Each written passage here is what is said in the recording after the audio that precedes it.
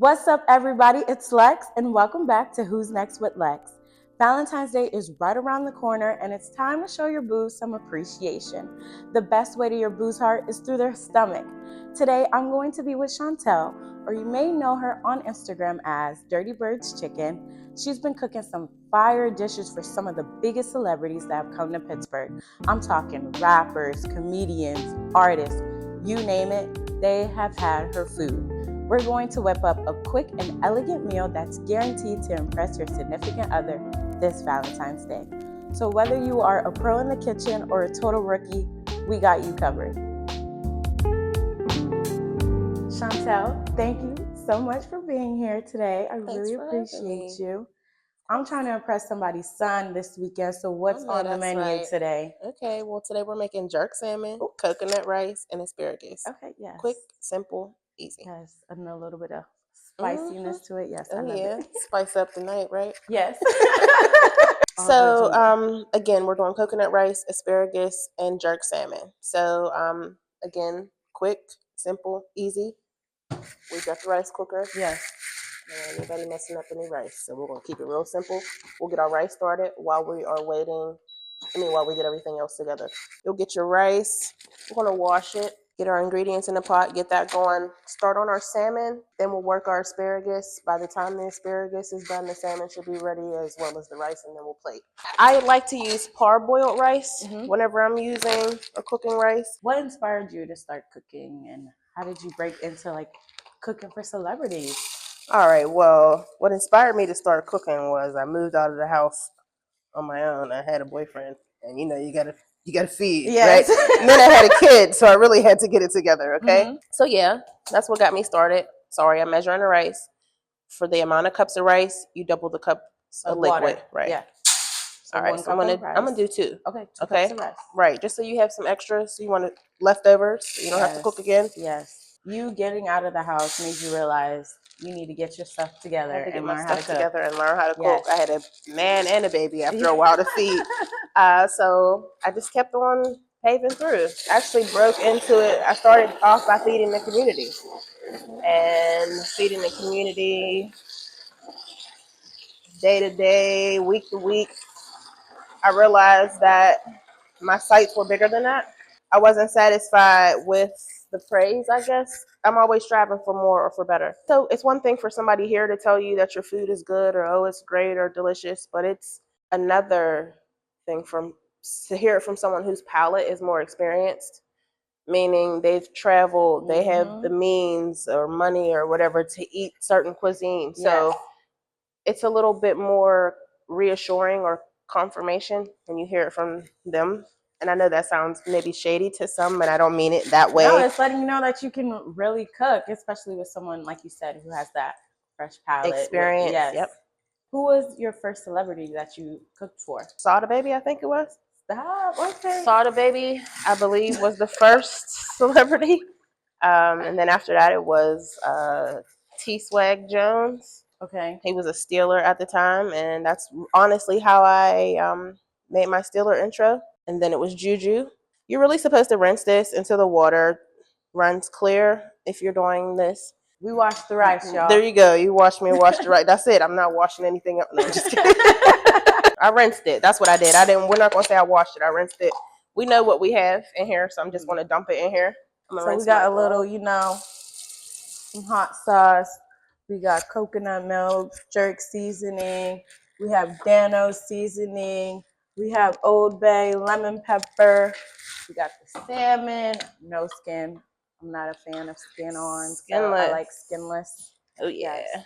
And the next step is to pour the coconut milk. Do you pour all of it or just a little bit? So we poured our, I forgot about how thick it is. This is actually cream of coconut. Okay. Next step is to measure our liquids so that we can ensure that we are doing it correctly. Double what we put in here with regards to the rice. Now I am going to dilute this a little bit by adding some water to it. As you can see, coconut milk, coconut, cream of coconut, whatever, is always thick. And again, we're doing the coconut rice, so this was the best bet. Okay, so this is the equivalent of 1 cup. We're going to need 4, right?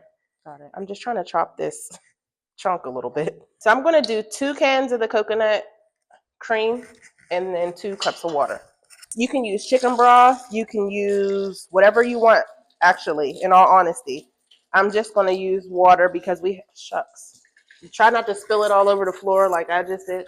But we use water because we have the coconut, cream of coconut, and I don't want anything to too much interfere with the flavor. I'm going to add a little seasoning as well. So that's the 2 cups of water in there with the cream of coconut. And I'm going to add the second can of cream of coconut. So that's the equivalent of the 4 cups to the 2 cups of rice we add. So when you're not cooking, what is your go-to meal, your comfort meal that you can have anytime, anywhere? I don't eat like I used to eat. Like when you get my age, baby, your body starts to change, your appetite starts to change. I don't eat like I used to. I can't eat some of the things I used to. Mm-hmm. And to be very transparent, I don't know if you know this yet, but Pittsburgh isn't known for having the best food here. So I can't say that there's a lot of stuff that I like. I'm trying to change that perspective, though. I'll say that. I know Pittsburgh, they have this thing going on. They put fries on our salad. Is that that's weird? Fire. What? I can't get into that. What? Baby, I don't eat a salad without fries. With your salad or no? Yeah. What? The hell? You're a fool if you say anything other than right. You see me looking at you sad at like, what you mean? Well, you see, I'm not from Pittsburgh. I'm from Florida, so we don't do that. Where I'm from, we don't do that type of shit. Okay? Don't knock it till you try it. How about that? I did try it, but I just couldn't get. I don't think you tried it right. Where did you try it at? Salad. My coworkers, they ordered me the Pittsburgh salad. Girl, right. You first of all, that's where you. Okay, that's where I messed up. Yeah, okay. I'll make you a salad just to give it a little seasoning. This is kind of like an all-purpose seasoning. You can use this on anything. It's very mild. And we use the rice cooker because it's time-consuming and you don't have to be in the kitchen. You don't have to keep an eye on it. You can pop it in your rice cooker. Your rice will come out perfectly. And again, we're trying to time our process. You're trying to cook something quick for bae. He's not trying to wait in the kitchen. I think we should start the salmon. Get the salmon in the oven. Please forgive me. I have like OCD, so I clean as I go, so that way it's not a lot of stuff. No, that's how my mom did it.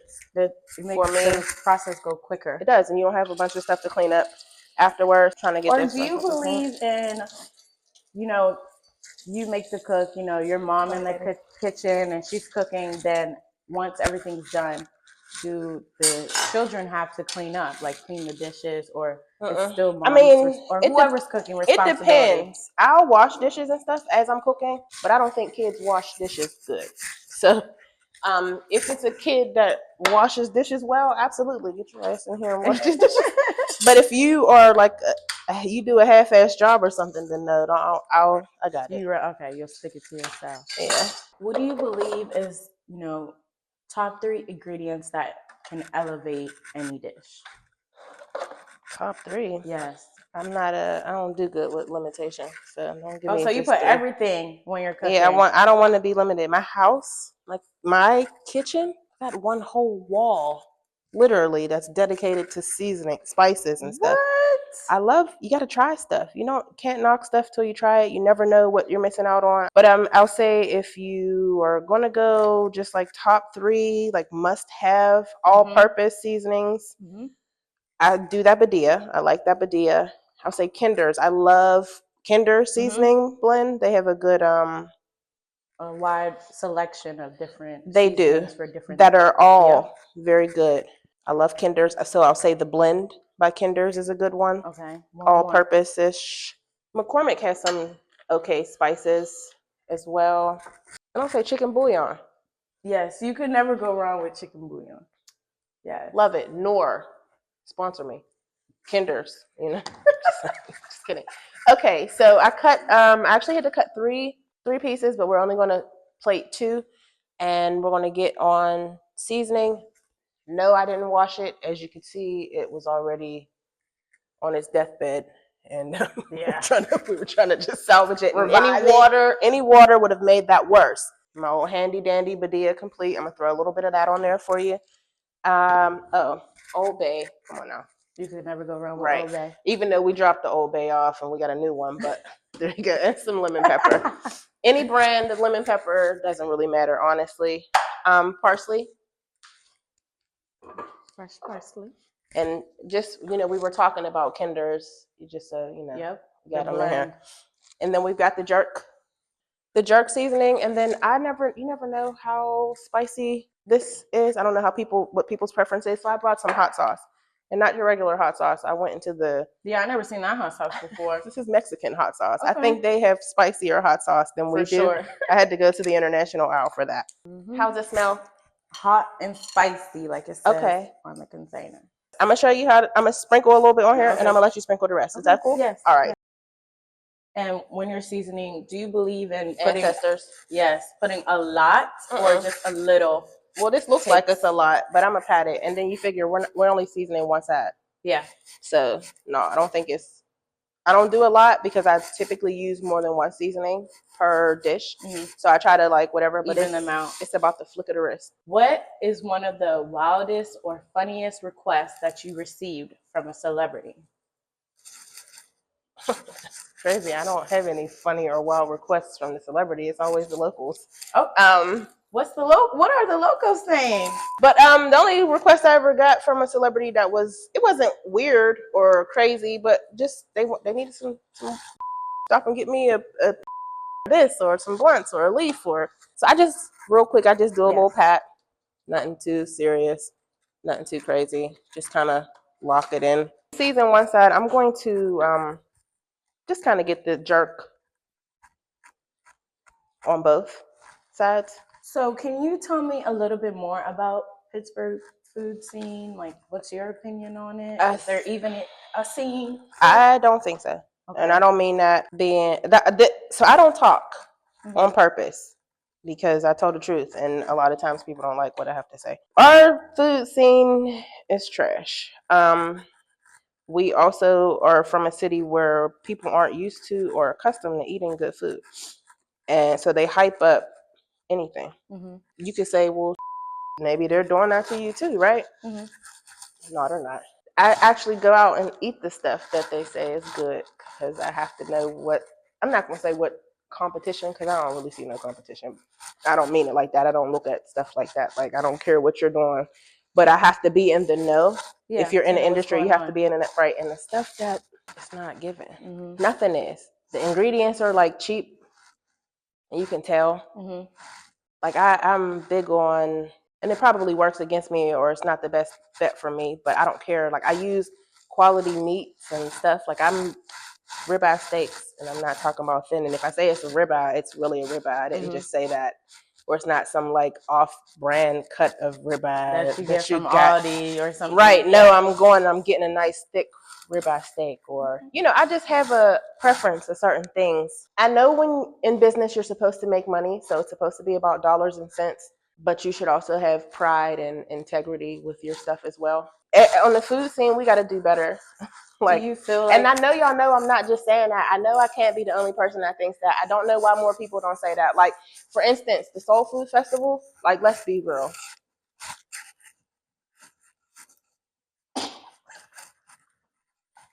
Because you're being honest. Because even when I was coming up here for college and stuff, I felt like my friends and I were eating the same 4 places: Chipotle, Permani's. And Permani Brothers sucks. Dunkin' Donuts sucks and stuff. But those are probably consistent. You're going to go to chain restaurants because they're the most consistent. Yeah. I feel like Pittsburgh the Pittsburgh food scene does not represent the Black culture enough. And I believe we need more of that.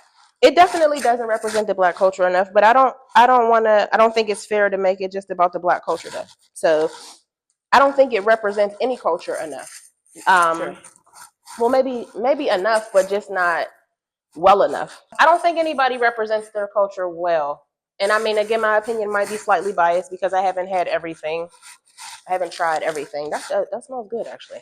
What are you doing now? I'm just starting some sauce for this salmon. Okay. Yeah, I don't like how that looks. I'm doing butter, honey. I'm going to use a little seafood stock. And seafood stock. I never heard some squeeze of a fresh lemon. I believe the Pittsburgh food scene does not represent all cultures too well. We're going to use half of it, and then maybe we'll cut the other half and put a little ring of it or something on the plate or whatever, however you want to do it. Okay, I do have a squeezer at home. where you make sure you don't get any seeds. But I didn't bring it, so I'm going to use my hand as a guard. And I've washed my hands several times, so I don't want to hear any in the back. Hot sauce to it too. I didn't bring the right spoon. So tell me everything that you put in here so far. No, I'm not going to tell you anything, to be honest with you. Because, well, I'm a guest. Because we don't give out the game for free. Half of a lemon, some of the jerk paste, a little bit of 2 tablespoons of butter, a little bit of this Mexican hot sauce, and some honey. All right.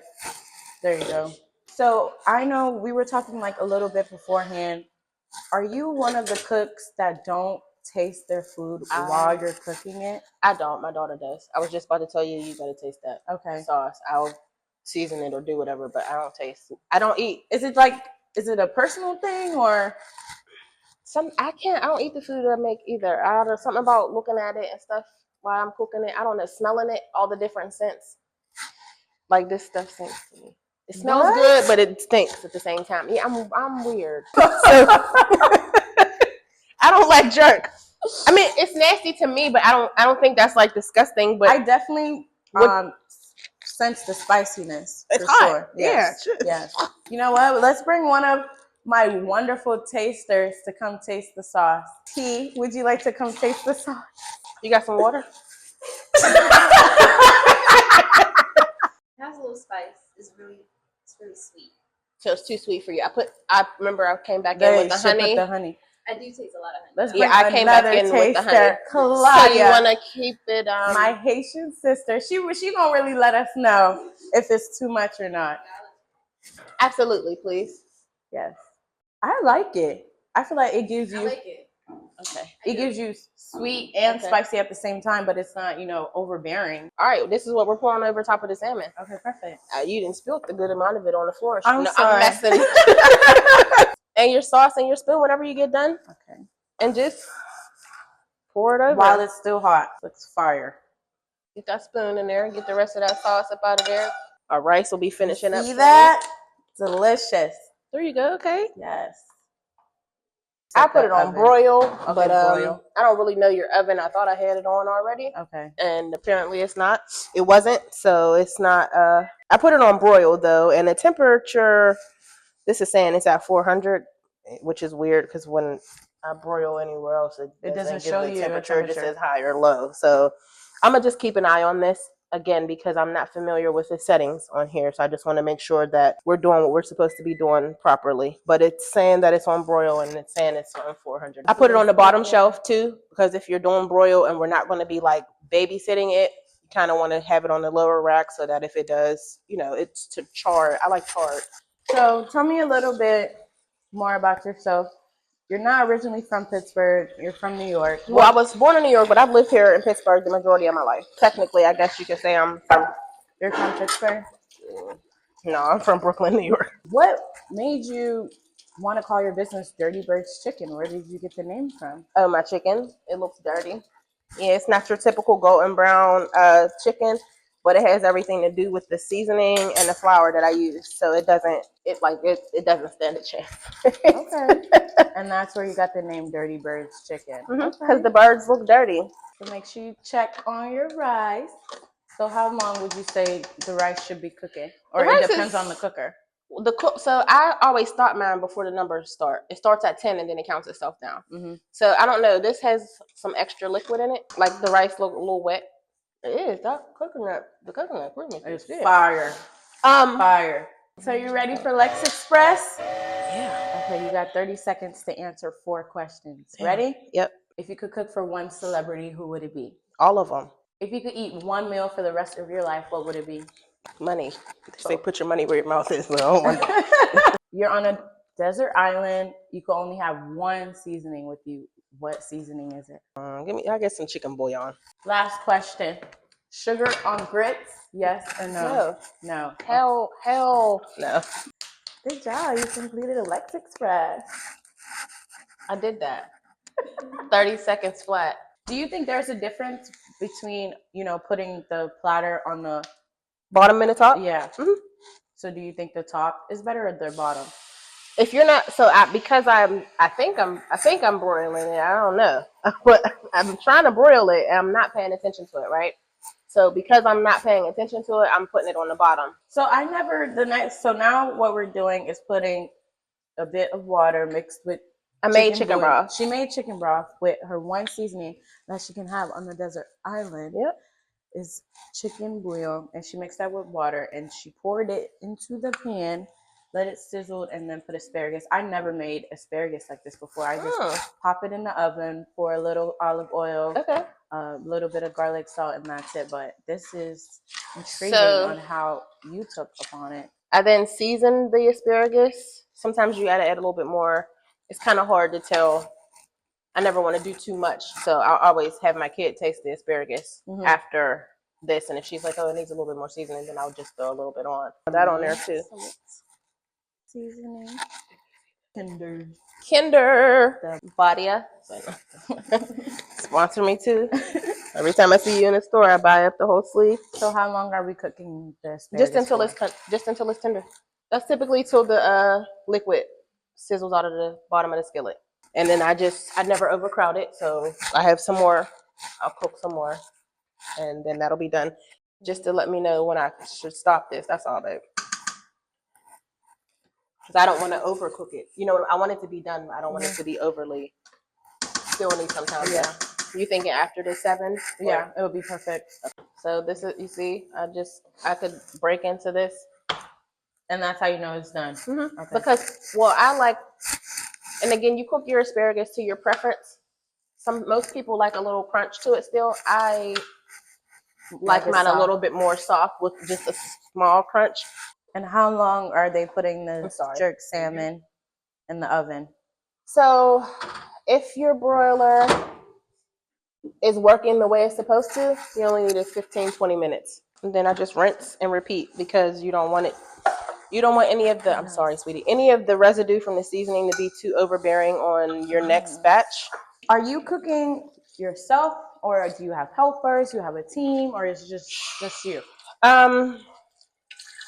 It's just me for real. What? Yeah, my daughter, I have a 20-year-old daughter who started off helping me all the time with this. And I mean, you know, she's her own woman. She wants to do her own thing. I started off doing this by myself for the most part, so I can do it.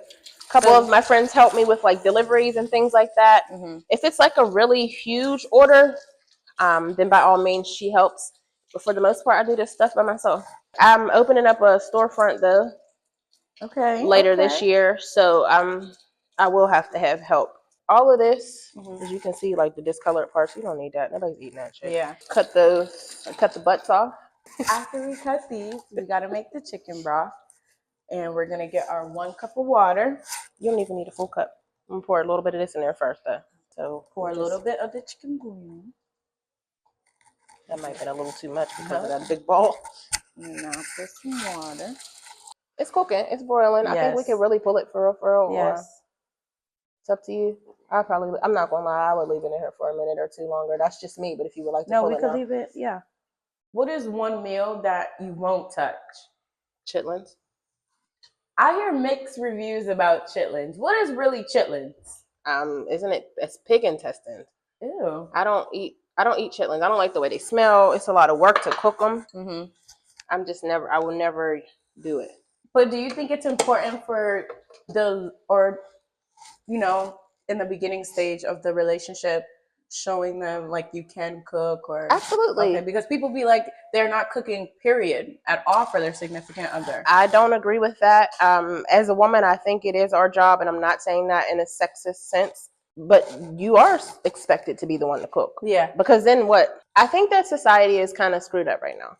Because, you know, it's all about what you could do for me. And that's from both sides, though. That's from the men and the women. What you bring to the table. Yeah. Are we compatible? Do we share, we have interest? Thank you. Are we compatible? Are we having a good time? You know, am I clean? Are you clean? Do I feel comfortable with you? Can I laugh with you? Do we have goals, common goals, things of that effect? Then the other simple things come into play. But as a man, if you're doing what you're supposed to do and you're making the woman feel protected and safe and secure, All that other stuff comes naturally. We're nurturers. That's just our nature. Okay. Well, Shauntel, I wanted to give you your flowers because you deserve it. You're the best in the game, and continue to be you and still be the best at serving the best dishes ever. So these are for you. Always give people their flowers, y'all. Well, she didn't try the food yet, so she can't. She's talking about I'm the best in the game. I'm a whole fraud, y'all. It's like, no, make sure Bae gets you some flowers. Though. If he didn't get you no flowers, you don't need to be in the kitchen cooking. That's the least that he could do is get you some flowers. So now we got the salmon out of the oven. We got the asparagus done. We got the coconut rice done. Now we're about to plate it up. This is where you present it nicely for Bae. You got to make them feel like this is the most expensive meal they will ever eat. And I don't know nothing about plating, y'all. So I just did what I thought would be best. If you want to put a little sauce on it, you can. I'm nervous. So we'll wait until everybody tastes it and see if it needs it, or if you want to put a little sauce on the rice or something like that. I'm going to give a little parsley on top of your salmon, and I'm also going to do a little lemon wedge in case they want to put some on the asparagus and the salmon. And I just stuck it there. You can stick it on the top. I don't know, nothing too fancy. Again, I don't plate. I just make sure that the food that's on the plate tastes good. Voila. Coconut rice. See? We got the coconut rice, the jerk salmon, the asparagus. Oh, it's my turn? Yeah. Want me? Okay, so now we're going to plate it up. Plate. Again, it's all about how you present it. And on top of the asparagus, ooh, just like that. Put it on the side. And now we're going to reveal. I totally lie. Why am I whispering? I don't know. Then we take off the coconut rice. We should have put it on the rice. Yes.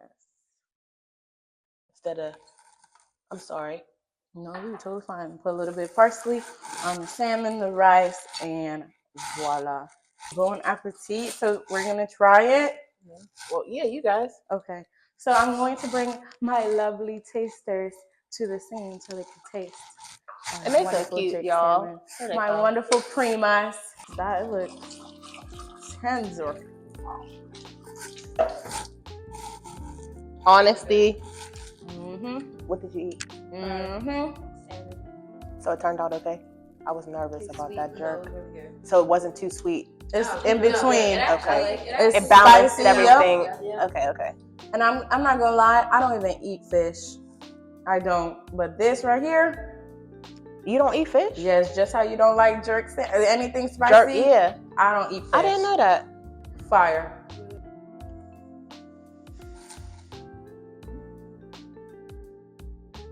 Mm-hmm. You typically have white rice at home. Yes. These are all things that you should have. Things you should have already at home that you can just elevate minimally. We don't have to cut it out. We gotta eat.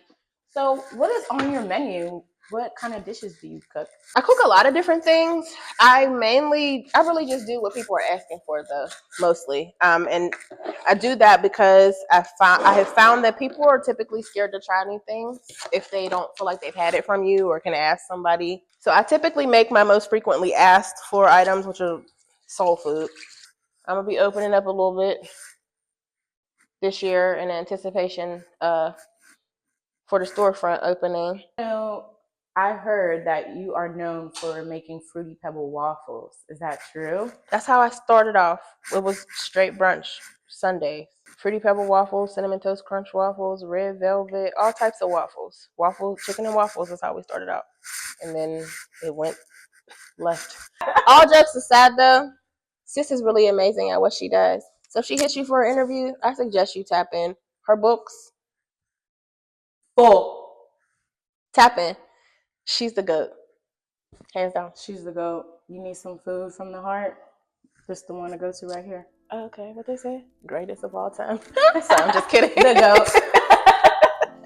That's a wrap on this Valentine's Day special with Dirty Birds Chicken. A big thank you to Shauntel for teaching us how to whip a meal straight from the heart. Remember, whether you're just cooking for yourself, bae, your bestie, Love always starts in the kitchen. Amen. Don't forget to like, comment, and subscribe, and let me know what you're cooking up this Valentine's Day. It's Lex. See you on the next.